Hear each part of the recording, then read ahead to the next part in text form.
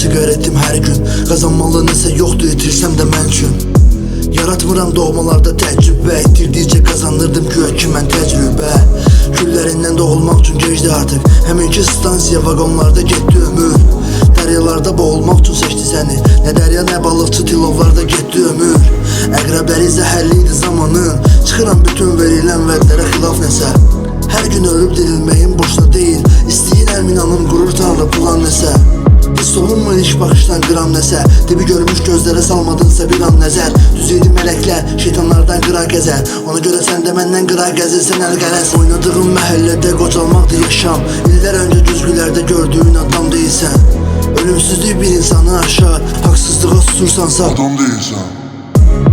Sən də qalan deyilsən. Hər gün həm özüvə həm özgəyə yalan deyilsən. Söhbət özünə gələndə isə falan filan deyilsən.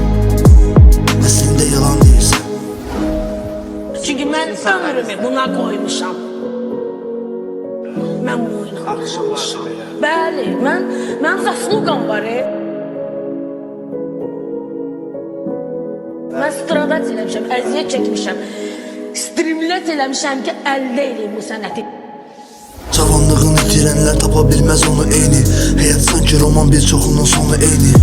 Cəsədlərlə dolu beynim. Yola çıxdığın adamlar indi unudublar yolu xeyli. Hamı düşünür qazancını və ya nəsə. Zamanın qazancından ödəlinən iyanəsən. Üzündə gülüş həmin, içində viranəsən. Həmişə mənim nəsən, masamdakı piyaləsən. Uzun illər geri dönməz bədənimdən ruhum. Gözümdə yox qorxu, amma güzgüdə gözümdən qorxdum. Hamıya zəngin oldum, bircə oldum özümə yoxsul. Sən yazdın, mən yazdım, qoy indi özgə soxsun. İçimdə o uşaq, geridə bir başqası yoxdur. O uşaq daim savaşdadır və qayğısı yoxdur. Nə qədər yarası varsa bir o qədər də sarğısı çoxdur. Bu halıma o halımın heç yarğısı yoxdur. Arzu etdiyim həyatla yaşantılar bəlli. Dünya özü fərli deyil, tapılmaz bir həlli. Görməli heç bu gedişlə əlli. Ən azından doğru olub yaşamalıyıq düzləməli. Bir qarın aç, bir qarın tox yaşadığım bu həyatı dişlərimlə, dırnağımla qazımışam.